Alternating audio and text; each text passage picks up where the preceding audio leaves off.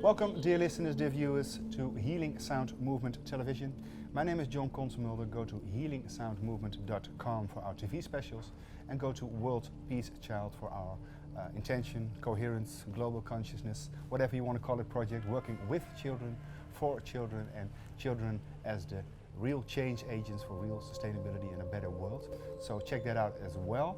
And of course go to drjoedispenza.com. I think is the main portal, website to go, because again this year we'll be having an interview with Dr. Joe. Let me mention his work, new book, Breaking the Habit of Being Yourself.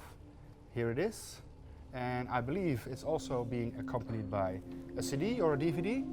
That's a CD for the meditation. A CD for the meditations, for the activations, and of course check out Evolve Your Brain and also the book by the same title. And I have here some DVDs, I think, Wholeness, Creating an Unlimited Future Now, which is interesting, and Blessing of the Energy Centers. So check it out. Welcome again to Healing Sound Movement Television. Now the book, interesting, Breaking the Habit of Being Yourself. Now I think the first question would have to be, how can you break the habit of being yourself if you do not know who you are in the first place? Well, that's an interesting question, because for most people, when it comes time to change, they wait for crisis or disease or diagnosis or loss to really begin to make an effort to change. We have to reach our lowest denominator, and the ego has to kind of be knocked out of balance before it can begin to look at who it is, right? So my message is you can learn and change in a state of pain and suffering, or you can learn and change in a state of joy or inspiration. Now, 95% of who you are by the time you're 35 years old is a set of memorized behaviors, beliefs, emotional reactions, attitudes, and perceptions that run like a subconscious computer program.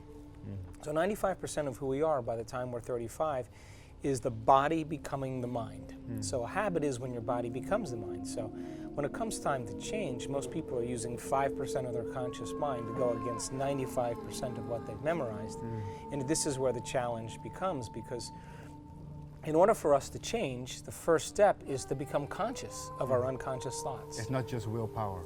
No, will exists in the conscious mind, but we have to go into the operating system where those programs exist. Right, so when you begin to become aware of your unconscious thoughts, you begin to notice your automatic behaviors, and you begin to pay attention to how you're feeling. That fact in neuroscience is called metacognition. The fact that you can observe who you're being means you can modify your behaviors, modify your state of being to do a better job in life. And so that's a skill. That level of awareness is a forebrain activity. And we can teach people how to do that. So when you begin to look at those states of mind and body, it begs the question, if you're observing the program, it means you're no longer the program. You're the consciousness observing the program, and you begin to objectify your subjective mind. You become more conscious, and consciousness then, of course, is what really is the first step to change. Now how come the change is not just inevitable, but also so hard to achieve? Because I imagine the conditioning and the programming play a big role in there, but sometimes people do feel they want to change, but for instance with addictions, you always see that when a person is ready for healing or to change his habit, then it works. But when do we know we're ready? Yeah, well, we're back to that tragedy model. You know, people like to wait till they get to that point where they're so desperate that it's time to change. But I think that what's happening right now, John, in the cultures around the world, is that people are beginning to wake up. And they're realizing that you know, consumerism and corporations and governments and religion, those models, even education, is beginning to collapse. You know, those models, those paradigms of an authoritative figure that, you know, is paternal and informs, and people are supposed to respond to that level of consciousness, is beginning to change. People are waking up because information is so readily available. And so you only can change when you start to think about possibility. If you start thinking about being somebody else or creating something else, let's just say you wanted to create abundance. You wanted to be an abundant person, have all your needs met. What you really are saying is you want to be free. So in order for you to be free, you got to start thinking about your thoughts based on lack. You got to start looking at your behaviors that keep you limited. You have to notice the emotions of guilt or unworthiness that really stop you from being that person.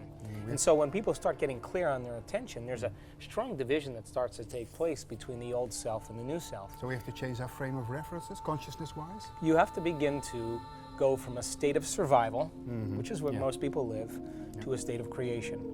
Hindbrain to forebrain. You know, this requires then retreating from the consistent stimulation in your life that reminds you of who you think you are. From I must to I am. That's right. We have to go into a state of being. So if you're going to be abundant, only gold attracts gold. Lead doesn't attract gold. So we have to transmute those base metals, those limited emotional states, those limited habits. We have to transmute them into being that person. And the new science on plasticity and epigenetics says you can change your brain and body just by thought alone, which means that gives an enormous amount of empowerment to the individual again. So then, teaching people, I think it's a time in history where it's not enough to know. I think knowledge has become so readily available for people that it's inspiring, but I think it's a time in history to know how. And that's what my work is based on. How do you change? Why is change so hard? How can we close the gap between science and spirituality? And I think that science is the contemporary language of spirituality.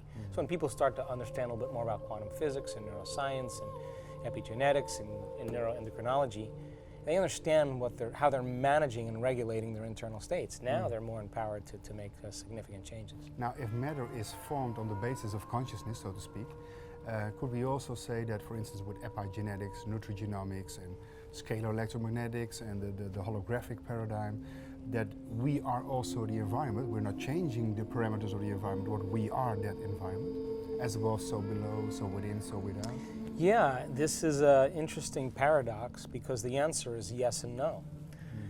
So if you're waking up every morning and you're observing your life, you as the quantum observer, observing your life from the same level of mind every day, then you're collapsing infinite waves of possibilities into the same patterns of information called your reality. We're not stepping outside the box. So then, if your environment is turning on different circuits in your brain, causing you to think equal to everything that you know, you see the same people, you go to the same places, you do the same things at the exact same time, it's your external environment that's turning on your way of thinking and reminding you of who you think you are. And if your brain is a record neurologically of the past, and you're waking up and doing the same routine, predictable things, then as long as you're thinking equal to everything that you know, you keep creating more of the same. Now, your environment then creates a reaction in you unconsciously to think and feel certain ways. And then as you react and think and feel certain ways, you keep creating the same environment, which then reinforces the same emotional state to think that way. And then there's this dance between the outer world and the inner world. That's called karma. So we have to change our mirror before we change the reflections. Exactly. So the question is, can you believe in a future that you can't see or experience with your senses yet, but you've thought about enough times in your mind that your brain is physically, literally changed to look like the experience has happened? Neuroplasticity says you can change your brain by thought alone. And can you emotionally embrace a future that exists as a potential in the quantum field to the extent that you emotionally convince your body that that future event is happening to you now, and your body as the unconscious mind is believing it's happening to you now, and you're literally signaling new genes ahead of the experience so that your body begins to change to look like the event has happened. Now, if there's physical evidence in your brain and body that the event has happened, relax, because the event is going to find you. And your brain and body are no longer a record of the past. They're now, in fact, a map to the future. And to live by this law is to live by the quantum law. And the quantum law says your environment is an extension of your mind. And if you truly change your mind, there should be evidence in your life. Why else would we do this? And it should come in a way that you least expect. Why does it have to come in a way that you least expect? Because if you can expect it, it's nothing new. It's got to rock your world. It's got to catch you off guard, and it's got to leave no doubt that what you did inside of you just produced some result outside of you. And when you can correlate that effect with what you did, you'll pay attention to what you did and you'll do it again. And that's when people start to become empowered. Now, I'm happy you didn't change your mind, because otherwise we wouldn't be sitting here.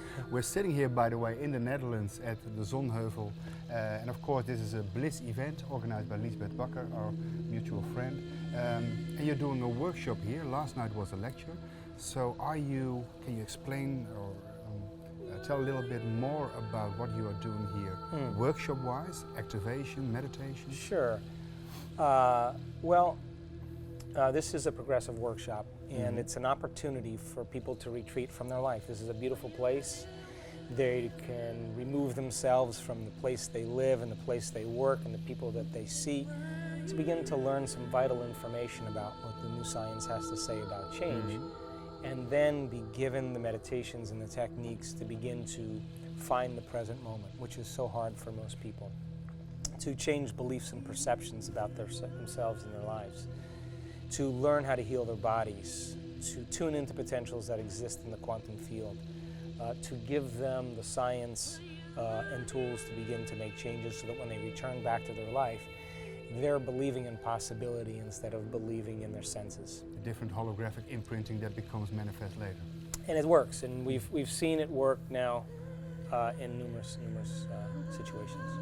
And there's also new scientific revelations you wanted to share. We just had a little bite to eat before we talked. Yeah. You mentioned some things, so can you explain?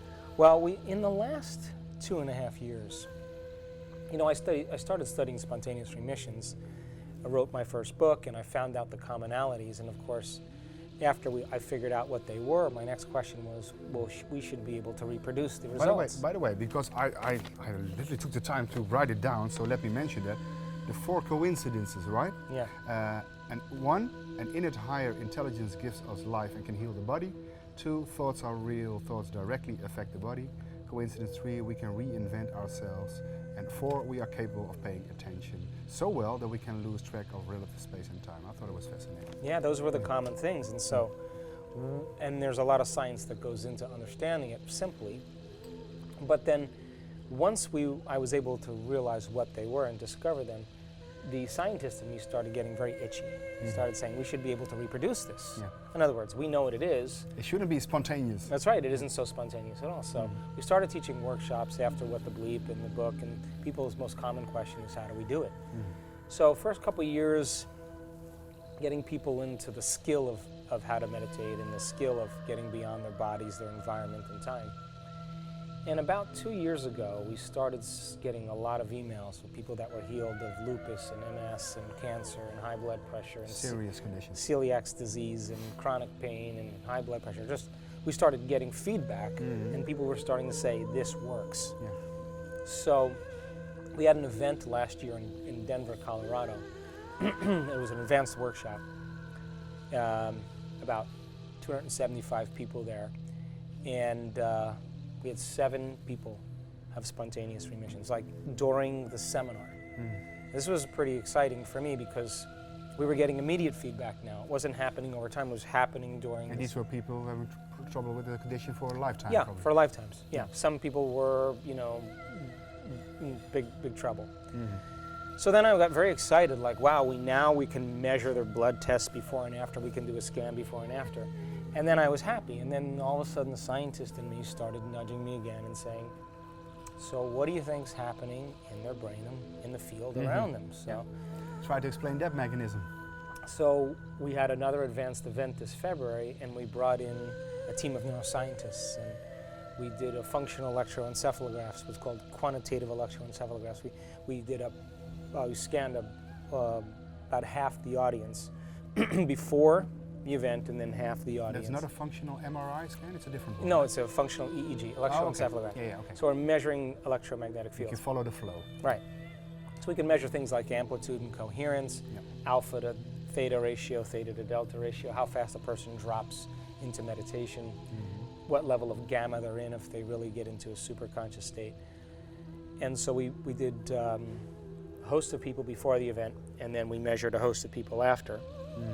Then we randomly selected people to be scanned during different meditations. We did 3 meditations a day for 4 days, so we had a lot of data. So we wound up scanning over 100 people. And when we crunched all the numbers and we looked at all of the data, 91% of the participants that had their brain scanned had an over 80% change in overall brain function for the better. Now this is statistical significance. Very significant. This is almost like having a new brain in 4 days. Yeah. And the neuroscientists that we're working with, particularly Dr. Jeffrey Fannin, who's working with us, is so overjoyed because we haven't measured that kind of change from pharmaceuticals, from nutraceuticals. This is just from changing and regulating internal states. We saw. So you're measuring the field effects of consciousness. Exactly. Sacred space. Sacred space. And then we were correlating with Konstantin Korotkov's GDV. Yeah. We were measuring fluctuations in the quantum field. At the time, people's brains were going into high levels of order and coherence. And the last few days, the measurements were very, very statistically significant. So verification and replication with different kinds of subjective mind yeah. producing an effect on the objective world. We also measured the field around people's bodies. The average level of energetic enhancement around the body was over 100 joules, which is pretty damn good just from changing their states. So people were going from particle to wave. They were releasing photons and they were becoming more energy, less matter. Did you also measure the field effects of the after effects, so to speak? Because Yeah. Garyaev, the Yeah. Russian scientist, shows that you even have the DNA phantom effect, you know, Yeah. and it has a memory effect. So sacred space has a Phantom. longer envelope, so Yeah. to speak. Yeah. Well, yeah. And so anyway, we were correlating all this data, and it's very exciting because we saw what bliss looks like in the brain. We had certain people in such a level of ecstasy in the last few days. We saw what was happening in their brain. We saw people have very mystical experiences. We saw people overcome a lot of conditions, and we were correlating those changes in health with what they were doing during their scan. Very, very significant and valuable information. So we'll have another event in July in the United States. We'll bring the neuroscientists back. We'll bring Dr. Korotkov's work back. We'll bring in an epigeneticist. We'll measure epigenetic changes in people. We'll measure the specific frequency of healing. There's a very specific ultraviolet frequency that signals the DNA. We'll bring in a sophisticated camera to measure those electromagnetic signatures. By the way, if you're talking about epigenetics, so the audience knows as well, influencing to put genes on and off with triggers and also with consciousness, but can you measure what happens genetically through consciousness? Can those guys do that's that? exactly what we're doing. Okay. We're going to measure the change in genetic expression pre and post in the event. Yeah. Well, epigenetics says that you have 35,000 different variations on the same gene. Yeah, configurations. Yeah, so our genes are our parts list. They're a parts list of potentials. But if you're staying the same, doing the same thing, acting the same way, feeling the same way, then don't expect any change in your genetic expression. So the research in epigenetics shows that if you just teach people how to move into an elevated mood, they turn on 23 genes that begin to regulate blood sugar. You take a group of men with prostatic cancer and you teach them how to move differently, how to eat differently, how to think differently, they turn on 200 genes. But this also happens with nutrigenomics, with food changing the gene. But we also talked before we did our interview right now about the psychoenergetics of digestion and assimilation. Would you say that consciousness and the state of your being is more important than the high quality food you're ingesting? Well, you have three types of stress. You have physical stress, you have chemical stress, and you have emotional stress. So there's three ways to create balance in the body: physically, chemically, and emotionally. You exercise, you do yoga, you breathe, you take care of your body, you don't overeat, you eat balanced, you sleep, and you take care of your emotional addictions and your stress levels, and you manage them, and that allows the body to move back to balance. Stress is when the body's not out of balance. But so much emphasis is put on diet sometimes, where people are going to eat the vegetarian raw foods and food combined properly, but the person is living in such a state of anxiety that the body, as the unconscious mind, is believing that it's being chased by a lion all day long, or there's a predator around the corner. And in that state, there's no time. It's not a time to digest when you're being chased by a lion. It's time to run. So there's no energy to the digestive organs to even assimilate the most organic food. And then if you're emotionally feeling like a victim or some other emotional state, and that emotion is signaling the gene, you're going to take all of that organic food and turn it into the organic protein of victimization. You're going to be an organic victim. I mean, that's just a scientific fact. So I believe in taking care of your body. I believe in not overeating. I believe in eating organic food. I mean, I grow all my own food. We have an amazing ranch that we believe in that kind of level of consciousness. But I think that people get caught up, they get so rigid in certain ways that I think they miss the bigger picture.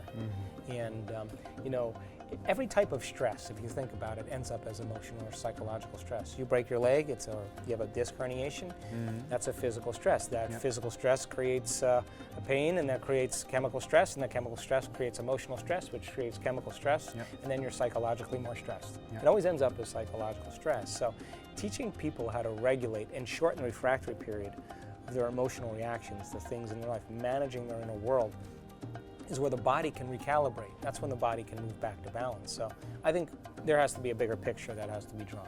We're talking about another bigger picture. Within that bigger picture, how about your cosmic contract, maybe your psychic goal in life? How about karma? Some people are saying, like Tibetan Buddhists, it might also be a program running that needs to run and to be fulfilled because of your cosmic destiny. How about that? I know that's a question for a bottle of wine in 2 hours. How much time do we have for that? Listen, what is karma? Karma is a state of being. So if you're thinking the same way and feeling the same way every day, then your reality is going to stay the same. Creates karma. So you break free of karma when you overcome the emotion that you're addicted to that keeps driving the same thoughts. And when you're no longer angry, or you're no longer hating, or you're no longer judging, you're free. So karma, we're not punished for our sins, we're punished by our sins. And the field has no opinion. It's an objective endorser of the state of being that you live in. So I don't believe in karmic contracts. I believe in free will. And I believe that we have the ability to change our state of being by changing the way we think and the way we feel. And if you retire those emotional states, and memory without the emotional charge is called wisdom. And that's the name of the game. And now you're not anchored to your past any longer because your emotions keep you connected to your past. And your past will be your future. The moment you move into the present moment and you break free from the chains of those addictions emotionally, the soul gains wisdom, and now it's time to create a new future. So I think people get caught up, I'm going to do the right thing so I get good karma. There's no God with a laptop up there keeping score of how you're doing. That's not how it works. People who give for the sake of giving because they're in love with life, those are the saints and the mystics. They're not doing it because they're trying to gain some extra points in the future. It's a limited view of a reality that's created by people who don't understand that there's this field of intelligence is a loving intelligence and an intelligent love, and it endorses who we're being. Now, final question, because I think we only have 1 minute, because the organizer Bliss event is already waiting here because we're doing the interview. Shooting daggers at us. Shooting daggers at us, but I hope we can put up a field for this last question for the last minute.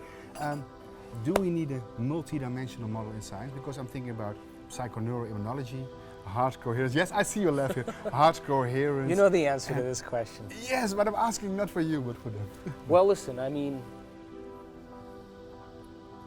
we need people like you and everybody else here to begin to demonstrate how to change. Yes. Look, I mean, just do it.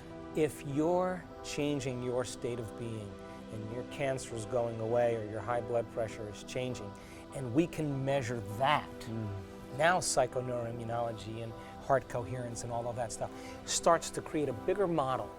Like, I was with the group, the gang that measures heart coherence, and they said, oh God, we're really interested in brain coherence. I said, you can't have brain coherence without heart coherence. You can't have heart coherence without brain coherence. It's the same thing. And psychoneuroimmunology works the best when you're living in a state of love. Because all of a sudden you're blasting out all that oxytocin and it's making it to your heart and the vessels are opening up and you're feeling expanded and all of those tissue changes are happening on an implicit level in your body. You're secreting new hormones in your brain. All of a sudden you're letting go of your past. Doors are opening up. Your energy's changing. The model has to continue to be enlarged by people who are abnormal. We're going to measure like us. Yeah, if you measure psychoneuroimmunology, guess what? Stress creates disease. That's it. But if you all of a sudden have people move into a positive state and they're able to regulate that state at will, now we got a new model of psychoneuroimmunology that's greater than the limited view of the human It's being. still local. Yeah. We're measuring subjectivity. We want to measure greater expression of subjectivity until it begins to produce objective changes. Now, I'm relying on you to do your best, you're relying on me to do my best. And now we're giving people a whole new model that they can latch onto and be empowered by. Yeah, we have to go from secret space to sacred space. There you go. There we go. From within to without. I want to thank you, Joe, for this great You're talk. welcome, John. I want to thank Lisbeth, who's standing over there, Bliss Events, and don't forget we're here at Zonheuvel Landgoed.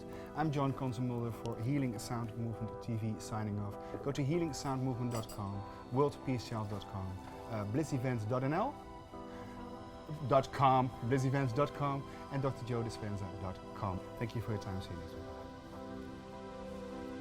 And as you overcome the emotion of self and you stop observing the problems and the people and the conditions in your life from that same emotional energy, you're no longer entangled to that reality. And the moment you take your attention off the people and the problems and everything in your life, you as the quantum observer are causing patterns of information that have formed in particles called your reality to loosen back up into possibility.